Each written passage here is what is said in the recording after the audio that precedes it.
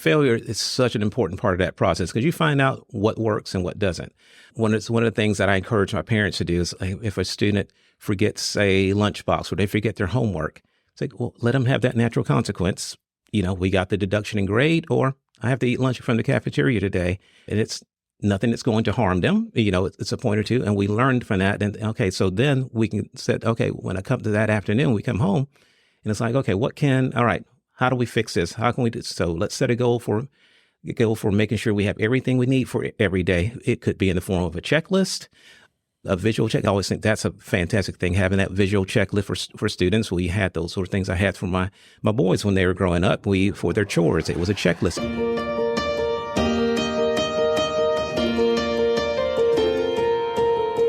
Welcome to the Voices United in Education podcast.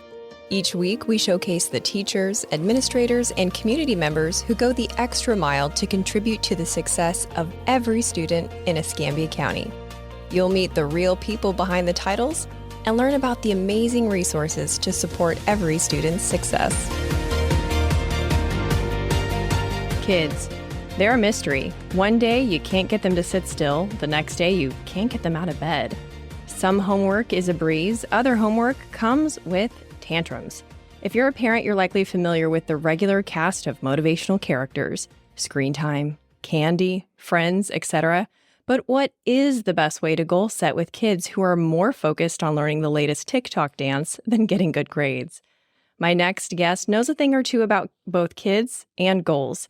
He's the principal at NB Cook Elementary School, a father himself, and someone who has achieved admirable fitness milestones.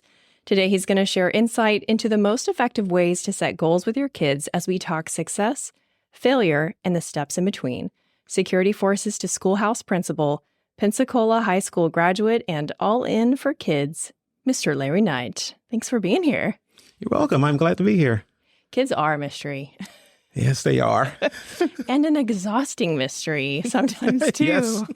I feel for you parents sometimes.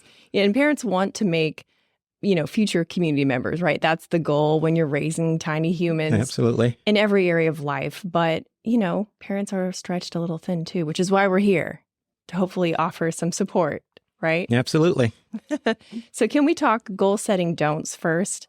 Like, what are some of the biggest mistakes that maybe you've made as a parent or you see being made by parents when it comes to goal setting with their kids? I think some of the mistakes that people make are, first of all, is not letting them be a part of the process in making goals, because they need to be able to own those goals. Now, there are some things sometimes that we're going to have to say, this is a goal that we have to have, but it's going to be more effective if the child actually takes ownership in that and they want to be a part of that. Let them see what that goal is. I can think of an example here for myself of letting someone actually pointed out a goal to me inadvertently, but it was 7 years ago, I guess it was, when I first came to NB Cook, and she'll probably won't be happy that I share this story because she feels bad about it. But I was just appointed to NB Cook as principal, and I stopped by the school to meet my new staff. It was in the summer, stopped by to meet my office staff, and they were very, very welcoming. And the PTA president was there, and this was a PTA president at the time. So they wanted to give me a gift, welcome me, and said, hey, how about we get you a T-shirt for one of our T-shirts for the school? I said, that'd be great. And she looked at me, she says, what are you, a 3X? Oh no. Yeah. Yes. Which I was not, by the way, a 3X. It was a 2, but it's not a 3. So I remember that evening, I was like, okay, all right, Mr. Knight, you've got to do something about this. You said your weight has gotten out of control. And that was kind of the catalyst for me to kind of start that weight loss goal. And that's actually started that summer of making my first steps into that. Because sometimes, like I said, my point was that sometimes someone needs to guide you to that goal, to let you see that. Now, perhaps not like that. She didn't intend to, but you can guide them to those goals. Like with your children, report card comes home and you look at this report card and it is not what you would like for to see. And I'm sure if it's bad grades, it's not something they want to see as well. And letting them see that okay, this might be a problem here. So what are we going to do about this? So again, that's kind of one of the mistakes, because like I said, having that ownership in that, if someone else had told me that, or, the doctor said it, or whoever had said it, might not have meant so much to me as me realizing it for myself there, but I was kind of guided there. And let me interrupt you really quick because I have a follow-up question. How do you as a parent find balance between letting your kid take ownership of their goals and making sure those goals are supporting them becoming good future community members? Because I can just see a kid going, my goal is to beat the next level on Fortnite. And you're like, okay, Johnny. Well, see here, and that's where you can give them some options here of, well, okay, here's an academic goal we can make for ourselves. What personal goals? That's part of the thing. Whenever I'm setting goals, and I just like probably everyone, I come December 31st, I started making those New Year's resolutions. I did it with my boys when they're little. We would sit down and write our goals down for our New Year's resolutions. So as you're coming up with those goals, I do a fitness goal every year. I do a spiritual goal of where I want to be there, and also do kind of a personal goal. And this year it's about reading. I want to read at least one book for pleasure a month, things like that. So with your children, having those sort of things as well. Okay, well, tell me a goal for school. Let's look at this report card here. What's an academic goal we can do here? What's a personal goal? Maybe it's, you want to get better at Fortnite, that sort of thing. And so, so that could be a personal goal. Yes, absolutely. I like the idea of having the different buckets of goals instead of a parent going, oh, no, that's incorrect. Going, oh, that's great. And it's like that improv game, yes, and. Right. You know what I'm talking about? Yes, I do. Yeah. Yes, that's great, little Johnny. And we get to set a spiritual goal and an academic goal and a fitness goal or whatever your buckets are.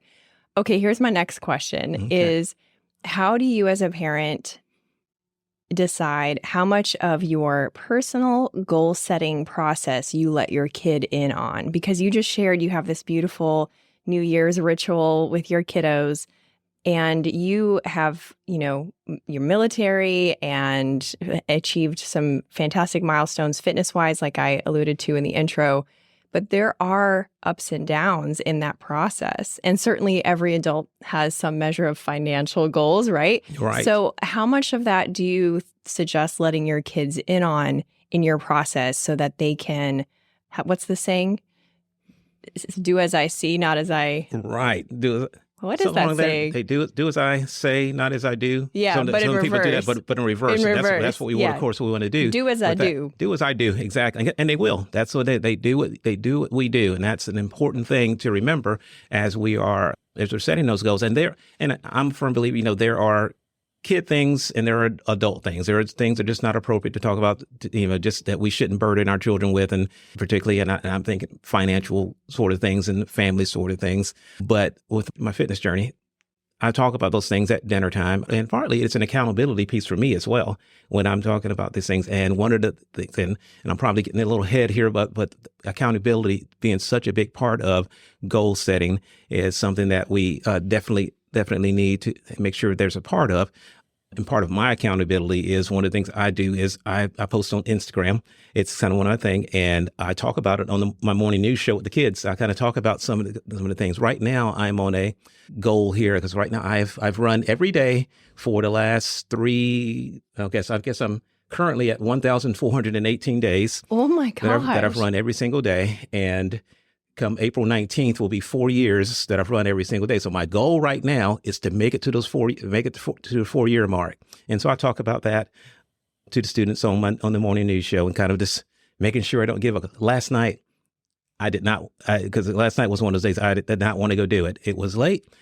I didn't make it until 10 o'clock last night. Oh my gosh. My youngest son came into town. We're visiting and talking and everything. And then he's getting ready to go to bed, and I'm looking, and I was like, I looked at my watch. Rings has not been closed. And I was like, oh my gosh, are you really going to do this at 10 o'clock? So, and you did it? But I did it. Went out and did it because that is my goal every single day to run. So, and I did it. Wow. So, you really are the perfect person for this subject matter. It's kind of one of those things with goals is putting aside the excuses as well. That was one of my things. My goals was setting aside no excuses whatsoever. It's going to get done. Okay, so tell me about the morning show. Is that with your school? Yes, that's with my school every morning. Well, we have a morning news show that's run by our fifth grade students. And I come on, or my assistant principal, our guidance counselor, I'm on Mondays and Fridays during the week. And so I start off their week and I end their week. So I start off a lot of time. This second half of the year, one of the things I've been talking about a lot with the students is goal setting. Actually, we started in January. We came back after the new year and talking about goals for the new year. And I've talked about report cards coming out and talked about personal things that they may want to achieve and setting those goals. And so that, because part of that, again, back to that accountability or keeping it fresh on their minds, I talk about that each week just to make sure, because I don't know if it's something that they have actually gone home and talked about with their parents and setting, but for me, that's kind of my kind of account, helping them to be accountable, but reminding them, hey, we made some goals back in January. How are you doing with those? Do you need to reset?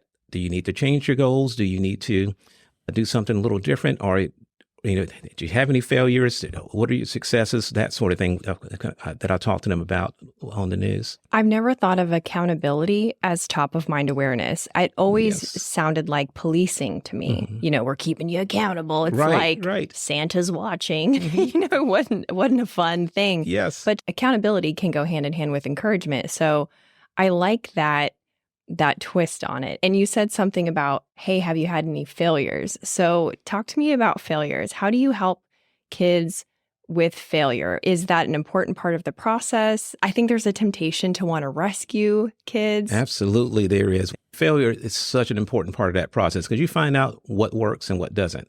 One of the things that I encourage my parents to do is if a student forgets a lunchbox or they forget their homework, it's like, well, let them have that natural consequence.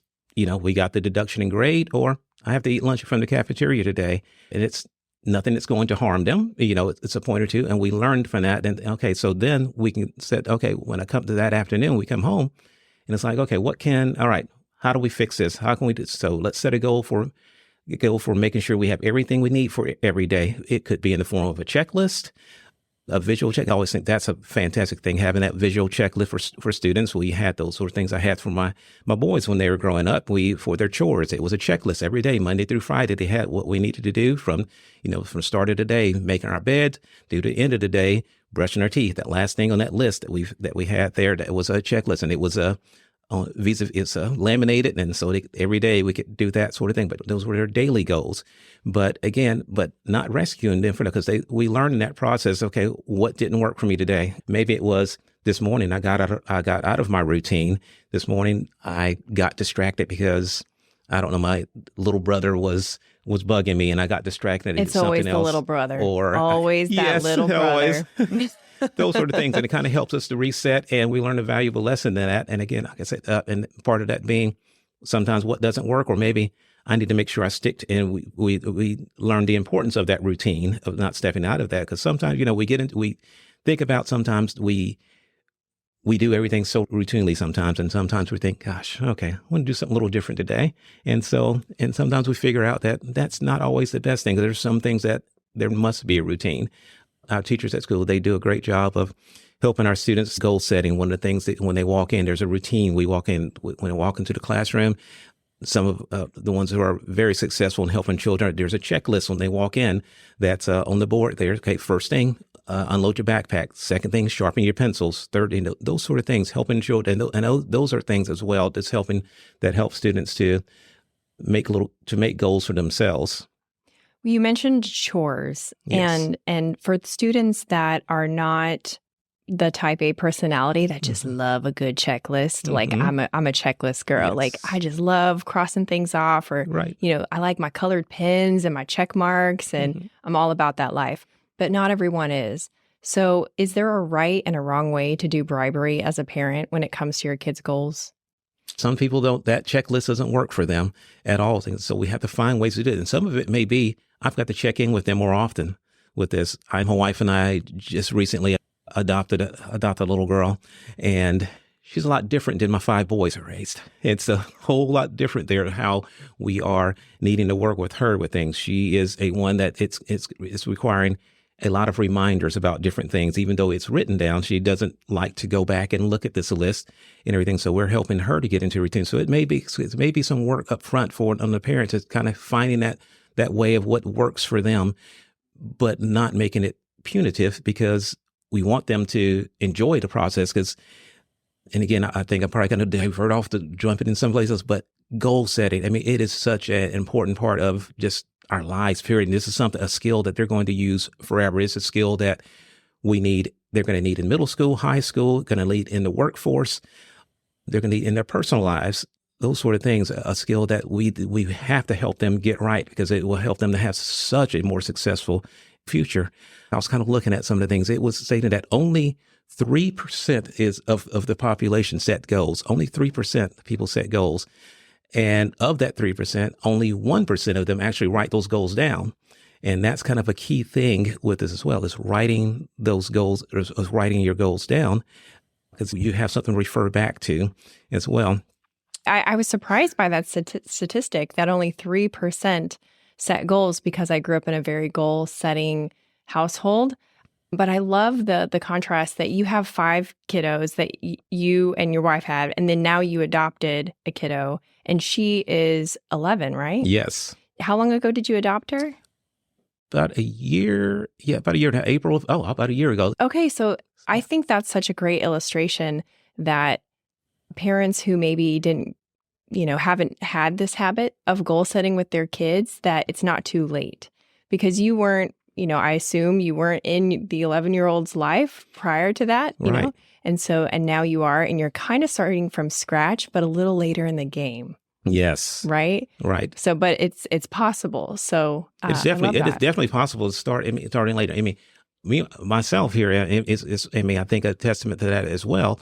And like I said, got started on my fitness journey 7 years ago is when I started this. So I am, at the time 40 something, I guess at the time, I think 48, 49 or whatever, when I finally got started with running and doing things. So it's never been setting those goals. Even now today, I have to still experiment with some of these things with goal setting. And again, back to that accountability piece that I've talked about of having that, because even as adults, I think we still need that accountability that we're talking about, that I'm talking about with children. Sometimes I think I get a little annoyed with it when it comes to work. And so my boss is probably going to hear this, but she loves me. We're spilling all kinds of tea today, and I am here for it. So my boss had asked for a school grade projection. What do you think your school grade's going to be? Or, for school grades, there are several different categories that you have. You have proficiency in reading, proficiency in math, learning gains in reading, learning gains in math, that sort of thing. What do you think you're going to be in these different categories? What are your goals here? So I sent that in. They asked for a spreadsheet. Google form. I sent that in. And then a little while later, remember those goals you said? I would like to have a meeting with you to go over those. I'm like, I am 55 years old. Why are we having to come? Why are you coming in and checking in on me about this?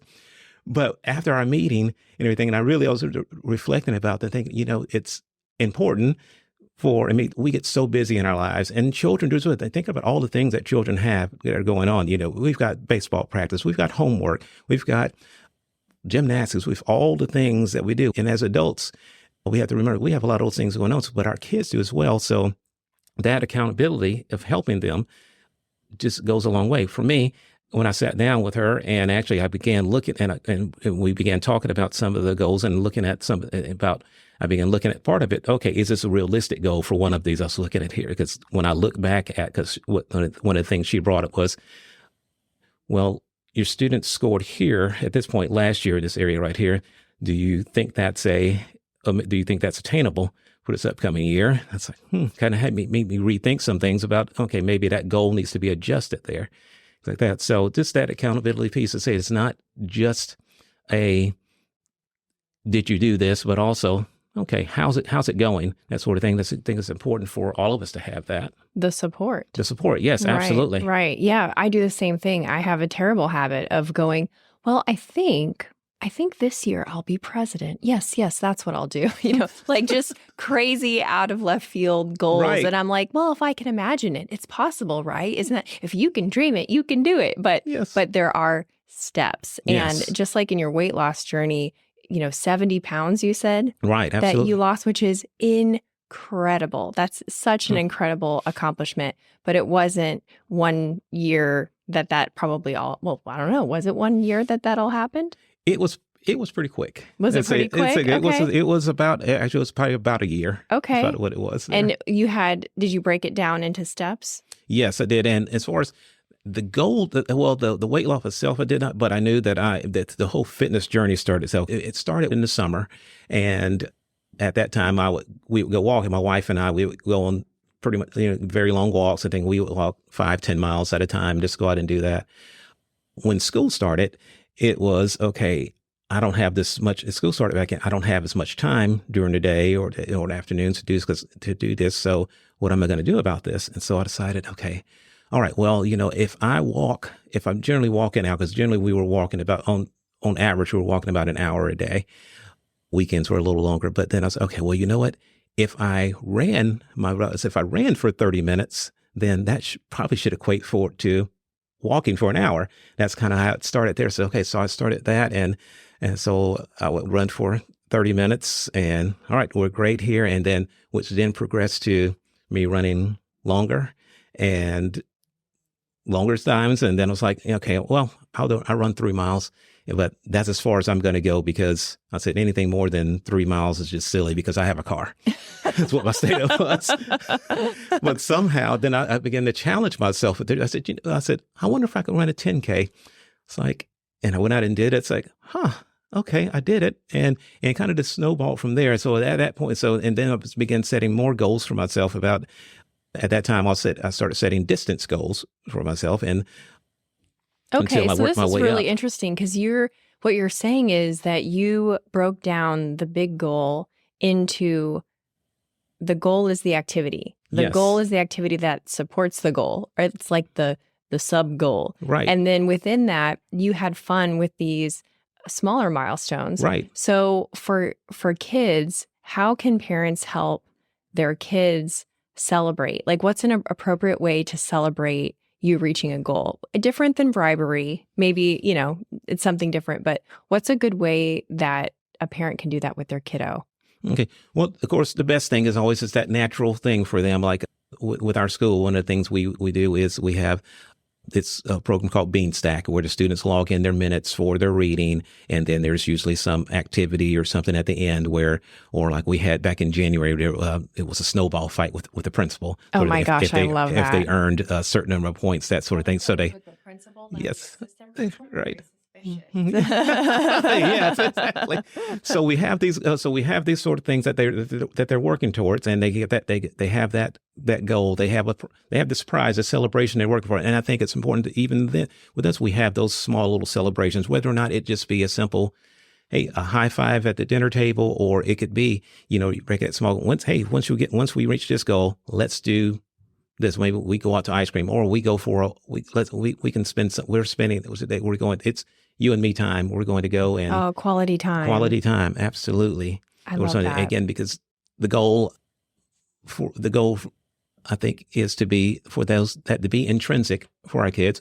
But a lot of times we do have to start externally at first to help them work there till we get to that intrinsic sort of that intrinsic motivation they have. But sometimes we do have to go with that kind of bribery that you talked about in the beginning to kind of get there, to help them see that success first. Because sometimes, particularly now to go back to my daughter, she comes from a very rough background and not having a lot of success. I mean, academically, she wasn't having a lot of success, things like that. And so until she started really seeing success, I guess it's kind of a perfect example of this, is that, she's struggling in school. Reading was just, oh my gosh, it was a struggle. Spelling, doing things for spelling, it was just a struggle for everything. But when she started seeing that little success, I've got a great group of teachers, and she started seeing this little success, it was just, her eyes light up and she wanted to do more because I saw the success. So she wasn't shutting down anymore about doing homework, because she knew that, okay, maybe I can do this because I've made this short little goal. So now, because we begin doing things like this, because I knew that the spelling words, she was not going to get all 10 of these words this week or whatever the case may be. I said, hey, our goal this week is for you to spell these 5 right here and things like that. So, when it came home, it was still a 50 on this on this test or anything, but here it was. This is what we celebrated right here. She did all 5 of those, and we started, and so she began getting more confident. So it's been, like I said, we adopted her a year ago. We've had her now for 2 years. Well, she was in foster care. She, in this short amount of time, she has gone from D's and F's. She was on the A honor roll. This is last grading period. Actually, I think all 3 so far she's worked her way up to that. But again, and I was just seeing that little success that she had. I don't think 2-3 years ago she would have ever thought this was going to be something possible for her. But because we had these short goals for her, these small attainable goals for her. Here we are, we've got 10 words. Let's break that down to 5 words right now, and letting them see that success. And for myself, it's the same sort of thing. I saw 3 miles. Okay, I can do this. And I saw another. And another important thing, what happens here when you start this goal setting, and you have these big goals and you start achieving them, and then along the way, you figure out, there's other changes that I probably need to make too. Because for me, the running, it was, okay, the longer distance I run, okay, I've got to start drinking my water. Oh, okay. Okay, I've got to, the food I'm getting, I need to, this eating these 400 calorie meals. Eating this has not helped me out. I've got to slow down. I've got to change this a little bit in order for me to get there. So, and I think for her, what it was with as far as the studying was concerned, because she just hated everything. It was, okay, now I see that I've got to, before you get this, in order for me to make these grades, I've got to do a little more studying.